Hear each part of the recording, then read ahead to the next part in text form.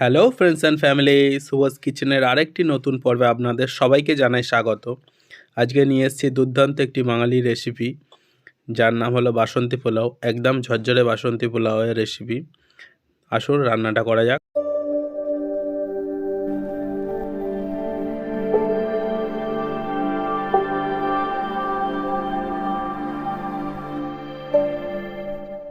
তো আমি এখানে গোবিন্দভোগ চালটা একটু ভালো করে ধুয়ে নেব।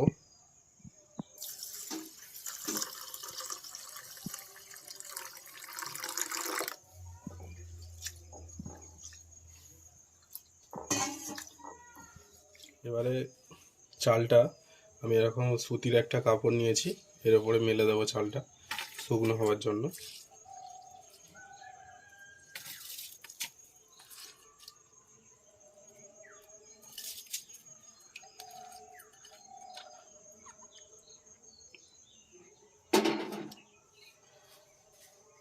ভালো করে চালটা এরকমভাবে মেলে দেবো যাতে জলটা তাড়াতাড়ি শুকনো হয়ে যায়। তো দেখুন বন্ধুরা, চালটা আমি কত সুন্দর ঝরিয়ে নিয়েছি, আর এরকম ঝরঝরে হয়ে গেছে। একদম পুরো চালটা খুব সুন্দর ঝরঝরে হয়ে গেছে।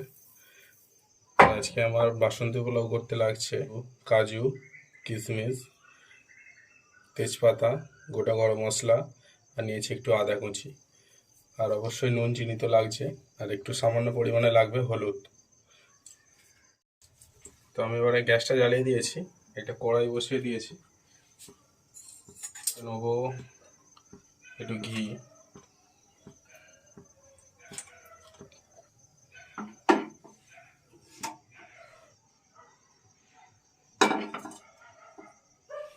ঘিটা যখন পুরোপুরি ঠান্ডা হয়ে যাবে তখন দেবো 1 চামচের মতো হলুদ,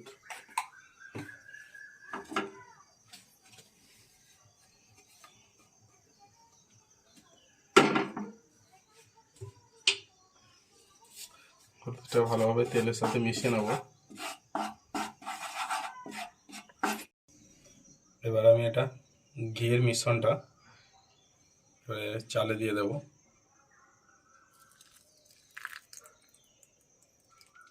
আমি দেব খুব সামান্য পরিমাণে একটু গরম মশলা ফ্লেভারের জন্য। এবারে চালটা ভালো করে মাখিয়ে নেব।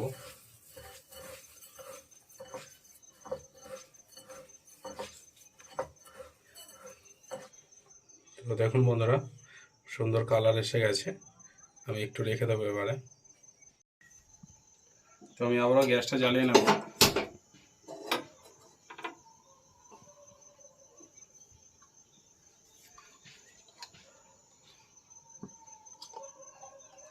দেবো এতে একটু ঘি,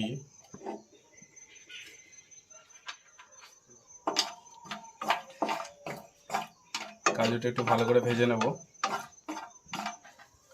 এবারে কিশমিশটা দিয়ে দেবো।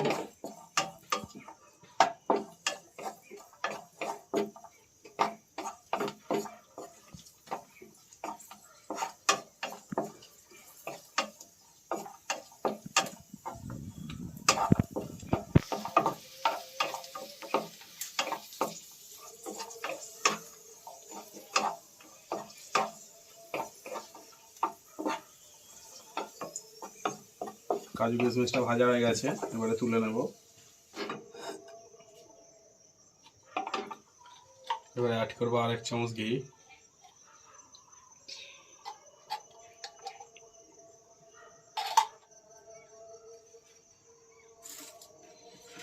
এবারে অ্যাড করবো কিছু গোটা গরম মশলা।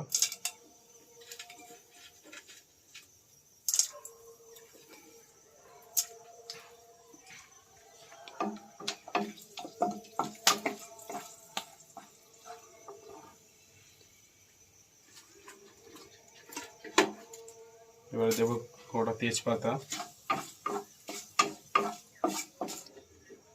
এবারে অ্যাড করবো আদা কুচি।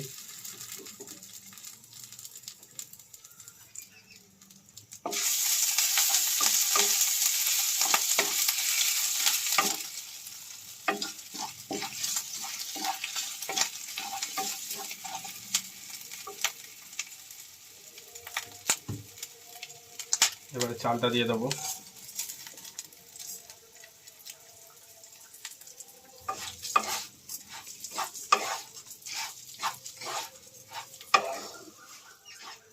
চালটা দিয়ে একটু ভালো করে ভেজে নিতে হবে।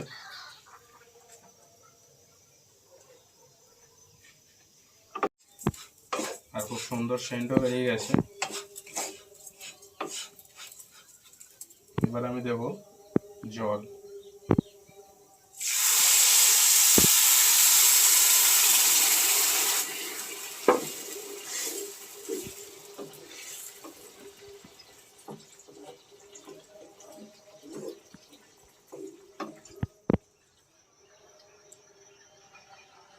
তো এবার আমি একটু ঢেকে দেব।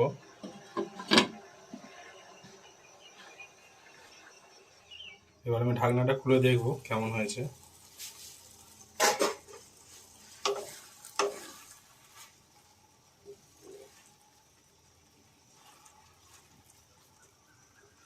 দেখুন বন্ধুরা, জল মোটামুটি শুকিয়ে এসছে।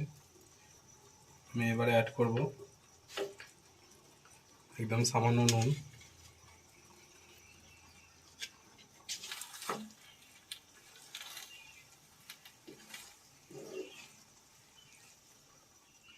এবারে দেবো একটু চিনি, কাজু কিশমিশগুলো দিয়ে দেবো। একদম হালকা হাতে নেড়ে দিতে হবে।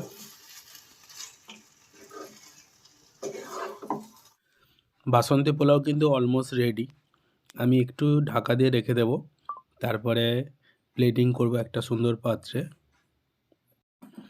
ঝরঝরে বাসন্তী পোলাওয়ের রেসিপি কিন্তু একদম রেডি। আপনারা গরম গরম সার্ভ করুন, চিকেন মাটন যেটা আপনাদের ভালো লাগে। আর দেখা হবে নতুন কোনো ভিডিওতে বন্ধুরা। টাটা।